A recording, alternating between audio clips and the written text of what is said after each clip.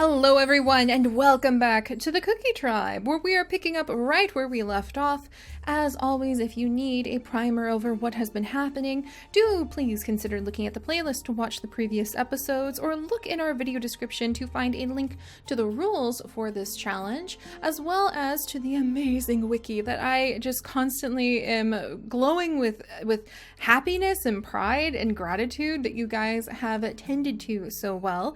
And we're going to pick up right where we left off with the birth of baby Cyan, who has now added in quite a hefty bit of spice to the family tree. Look at him! I still think the punk rock music is playing. So he probably won't stay in the Rosewater family because they are more gentle-natured. They're kind of prima donnas, focused on pale looks and really a little bit, all of them tend to be just a teensy pinch self-centered as a cultural thing. It comes from Rosewater and it comes from Cran.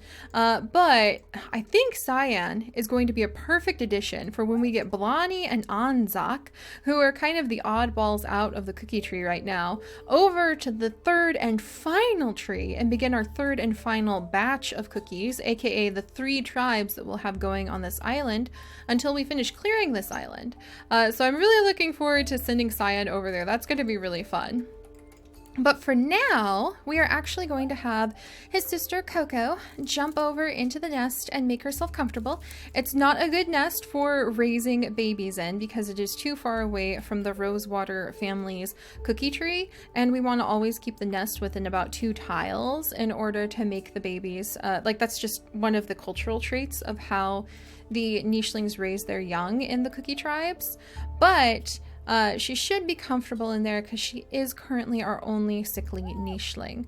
So Cran, I think, is going to be so grateful that all of his children are he's going to be grateful that his mate has had another wonderful child, grateful that Coco at least seems comfortable in the nest. The Y Mies has chosen the most beautiful of her daughters to become the only sickly nicheling on the island. It is kind of like that poignant tragedy that has written itself. So I think as sad as it would be to have their daughter sick, and as sad as it would be for Coco to be sick, she's kind of like the sickly little princess. So there is a lot of attention that she gets because of that. Because she is, in the Rosewater line's eyes, the most beautiful nicheling on the island. So we're going to go ahead and see if we can give her a sibling. Boink. Uh-oh. All right. Boink. And there we go. So we'll get another sibling, and Cran will work on gathering more berries for their growing family. Wonderful. And then let's come over and visit with Cream again. Cream actually had some mystery meat piled up there that has since replaced itself with this nut that she can't quite open up. And she's been on the search for these fish because she saw some sparkly fish, but our little wandering nicheling has found neither a wandering mate to throw some oddball genes just on the edges for us to maybe fold into the cookie recipes under the trees in the future. And she's also found just like nothing really. She's just kind of bored and wandering. It sort of makes up the most of her life. Oh, and it looks like our patriarch, Hazelnut, has to fight back the grasses to tend to the tree. And he has brought more nuts down and needs a little bit of help with those. So we'll have Sugar Drop come over and help out with gathering the nuts and the fruit around the tree. And Marsh, who, as you guys know last time, was the one who had the epiphany, thanks to a dream from old Aunt Kumin, whose bones are still under this tree, kids. Thanks to that epiphany, he had the realization that in order to take care of the cookie tree, they must clear all the grass on this island. And then we can consider the island conquered, and I'll feel comfortable, baked in this case. We will have baked up our fresh batch of cookies, and whoever we have, I will feel comfortable selecting from and sending to a new island. Because just for fun, I want to go to like 12 to 13 islands because I love adventuring the islands. And I actually really love clearing the islands by gathering all the grass. I feel like it gives you so many opportunities to be able to like run into things or develop personalities with the nichelings. And that's what you guys have asked for with the Cookie Tribe, is just slowing down a little and appreciating the role play aspects of watching their lives play out. So Marsh, we're going to have you jump over here And you can go ahead and kind of tend to the grounds around the Cookie Tribe. And can we get these snails? Apparently we cannot get the snails, which I think would disappoint Anzac, but we'll have him go around the tree and maybe break loose and kind of sigh, having found his way over to the ocean, staring in his reflection and wondering, what will he do?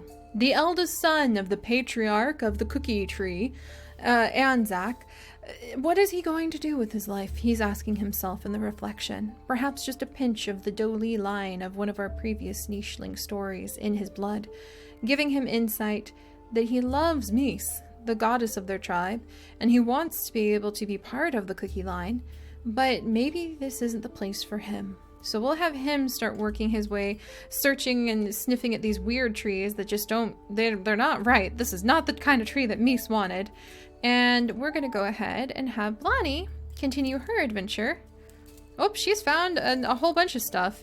There, she finally got up high enough that she can see that there's a tree over here. And she got so turned around in these tall grasses, she may not realize that it's not the cookie tree she was looking for, but at least it's a cookie tree. So we'll pop her out here and we'll send her over. I think that she's quite lost and confused, but she takes things pretty reasonably, all considering. Meanwhile, down here, Banana, I think, would kind of be irritated that this grass has just popped right back up. She just cleared that out of the way. Like, what is that even about? And we'll have her kind of jump around a little bit. She is helping Walnut. Ooh, Banana and Walnut actually have good genes. Yes. Banana, do you match with anybody else? I think Banana and Walnut are like the best match, actually.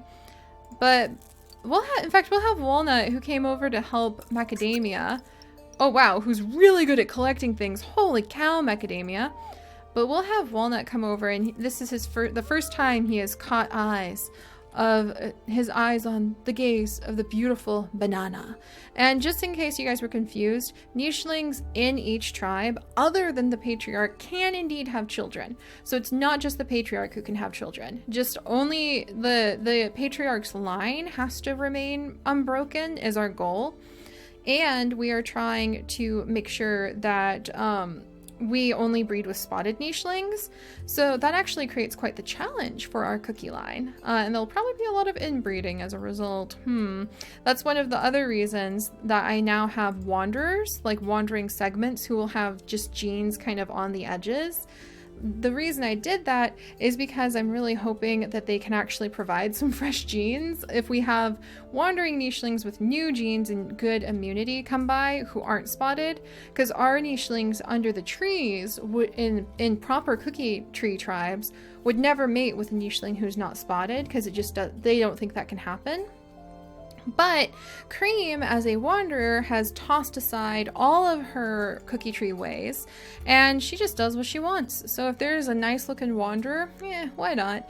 And she might have a child with them no matter what they look like. If that child is spotted, it may then end up getting adopted as a mate into one of the cookie tribes. So that's kind of how that's one of the reasons we have these little like segmented wandering groups. And remember, Cream's icons are yellow, so that indicates she's a wanderer. And Blani's are not. She is green. She is part of this cookie line right here. And actually, I need to change the boys over here. I just remembered. All right, Coco, you need to have the pink one because you are of the Rosewater tribe. Lordan, you also need to have that. And Cyan, you're not old enough, but you're getting the pink marking as soon as you are old enough. So, all right, let's see what kind of amazing child Rosewater might have for us now. Already she's content. She will not die off like all of her old aunts without a single lineage left behind. Yes, the girl! I was really hoping for a baby girl. Oh, thank goodness. She's a healthy baby girl. And I think does she have big body? No. I thought she did, but she does not have big body. All right, new baby born. Unfortunately, Coco is still sickly. I think she'd clear the grass so she could see what's going on with her siblings. And we have Lordan is now old enough to help out a little bit. Cyan, we're going to move you over here and give you the pink marking, even though I think Cyan is like extremely like hyper and aggressive. And aggressive is a strong word. Like he just has a loud personality. so he might be a little bit loud for his current family. And we have little Race, who might stay. She does have pink markings. Blondie has pink markings as well, but she was born before the Rosewater tribe was established. So we might have little Race stay. We're actually going to name her Raisin, because I think that's a good one for her. So we have little Raisin, and she is actually healthy. She has recessive violet eyes too. Nice. That would be very pretty. All right, and we're going to go ahead and have Rosewater become pregnant. She's very happy to have as many children as possible, basically. And we'll have Cran hurry and try to gather as many nuts as he can. And now he's got Lordon here to help him so that they can tend to this tree, they can get all the nuts from it, and they can expand their regal Rosewater cookie line. All right, so there's that. Cream, are you still... She's still trying to find some fish. Oh, hey, fish! Awesome. All right, I think that she's going to be a happy little fisher. And maybe even unlock, like... let's see, where's fishing? Claw is attack. I wonder if that counts as attacking. I don't think it does. It counts as, like, fishing. Which ones do... It's been so long since I've had to unlock new ones. I'm like, which ones are fishing again? Not webbed hind legs. What's fishing tail like turn into? Where is fishing tail? There we go. Fishing tail, I think, is the only thing that unlocks with fishing. Lean body. Look at all these things we have to unlock. We're gonna get, ooh, gills. We're gonna get such cool looking cookies once we start having more variety of the genes to unlock. All right, let's continue our exploration, trying to find any spotted nichelings that we can invite into the tribe. I think Walnut tripped into this rock. He was so stunned by Banana that I like the idea that Walnut tripped into that rock. And Banana's like, are you okay? Like, that was really weird. Why did you do that? Because I just think Walnut and Banana, they might be love at first sight. Meanwhile, Hazelnut's getting quite old. And he does have a responsibility to take care of this tree. So Sugardrop's going to help out with that. She's also a very responsible nicheling. Marsh is younger than his brother, and he'll tend to all of these little berries. There we go. And then we're gonna let Anzac, he'll clear that. He's not, ooh, he's good at fishing. What? He didn't expect that. He's never seen those sparkly things before. I don't know if I'll get Anzac over to Blondie in time. I need to, like, hoof that up if we're gonna make it happen. There we go. And Blondie has finally become free from the grasses and can see in the distance the tree. And so she is going to wiggle her way over. It is not the tree that she was born under. It is not the cookie tree that she is familiar with. But she'll head that way because it is at least a cookie tree, and she got lost in these tall grasses. All right, so there's that. Who's pregnant? Rosewater. Let's go ahead and see her next child. Another little boy! He is not sickly. They are really lucking out on not having more sickly babies, if you ask me. And this is quite the elegant, regal one. His brother is named Lordon, so let's go ahead and name him Princell. Princell. There we go.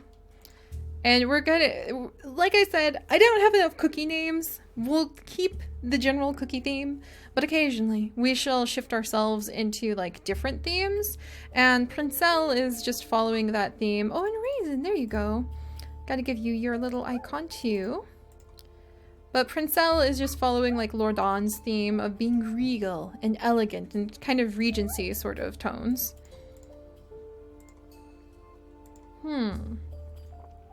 And Coco is quite stunning. And she is, Cyan's the only one not super closely related to her, but she is the sickly young princess of this tribe who is beginning to fade as a dainty flower even so early in her life. Is there anybody I would potentially breed her with? Like, Marsh might go back to Defy. In fact, I could see that happening. I could see Marsh seeing all of this grass popping back up behind him, where he has already cleared this away to tend to the tree, and he would turn around and rush back over here to give Rosewater a piece of his mind because they have not tended to their tree, and while there is only one tree of his heart, the one he was born over, every one of the nut trees is a gift from Mies, and how could they not be clearing it out of the way? And who is that? I could see Marsh stumbling upon Coco and falling for her. So we're going to have him about face and do that, actually. Do I want that bundle? I do, but I think Marsh is more annoyed by the grasses. And so we'll start having him go that direction. Hazelnut is getting quite old. He only has 2 days left. So I think that he would call out to bring back his sons. But Anzac has wandered too far from the tribe and actually won't be able to hear that his father is calling out in his final moments, trying to bring the heir to the cookie tree there. And Macadamia, who has been busy studying these interesting berries, is going to be called back to his father's side. So there we go. All right, and his father will crack open a nut and try to dispense of some wisdom before his final moments. Having realized that he isn't as young as he thought he was. Life passed him by faster than he thought it could. And don't let the same thing happen to you, Macadamia. Remember to tend to the tribe, grow this area, tend to the cookie tree, and make sure that there's enough for everyone to flourish under it. And I think Sugar Drop would be quite touched to be part of all of this, so she's going to clear away the grasses, come to Hazelnut's side as they listen to his final days of wisdom. And over here, Walnut is going to slip around the other side and try his best to somewhat impress Banana, who's going to pluck a couple berries and kind of laugh about it as they kind of make eyes in the grasses a little bit. All right, where are we? Coco? Coco will clear away the grasses. Raisin is going to tumble out of the nest and play with her very wild brother Cyan, who is busy nibbling on nuts. Cran is going to fish that nut, and considering he's named Cranberry after cranberry cookies, seems pretty fitting that he's getting the food out of the water, since cranberries grow in the water. But he's going to fish that nut out of there, and then he's going to be teaching Lordon how to tend to everything. We'll have Rosewater. And Rosewater will come over. She has like just a couple days left to live. There we go. And she'll go ahead and get pregnant. And yeah, I think Coco feels that she might be the kind of queen. Maybe the Rosewater line will always be led by a female. We'll have to see. We only have one. So we'll have to see if that'll work out. And Blondie is going to jump over. She's surrounded by all these fish. Like, that's something. Might as well grab them while she works her way over to the tree.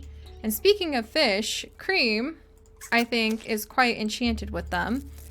And the water is shallow enough that she's actually able to chase them down around these shallows. So that's interesting. But all right, so here we are, guys. Cyan is getting a little bit older. He has a younger sister named Raisin. Coco, the princess, the dainty, delicate princess who only has so long to live of the Rosewater tribe, is looking to inherit, while Marsh is getting ready to rush over there to sass them all out about not tending to their family tree, only to possibly fall in love at first sight. And we have Hazelnut speaking with Sugar Drop and Macadamia, who may not have the spark of love between them, but they are two strong, reliable nichelings, clearly gifted from the goddess Mies, who may hopefully lead on the line next time. And we'll have to see if we can get our wild card nichelings finally together. Anzac, we're just gonna have to have you like cut straight for it. Also, Macadamia has been kind of hiding something from you guys on strategy, and we'll speak about that next time. So if you guys could please leave a nut for Hazelnut. He is a old man and he will not last the entire time with us next time. And by leaving a like, and if you have not yet joined our nicheling pantheon, do please consider subscribing to enjoy this and literally hundreds more of our nicheling adventures. And I will see you guys next time. Bye bye.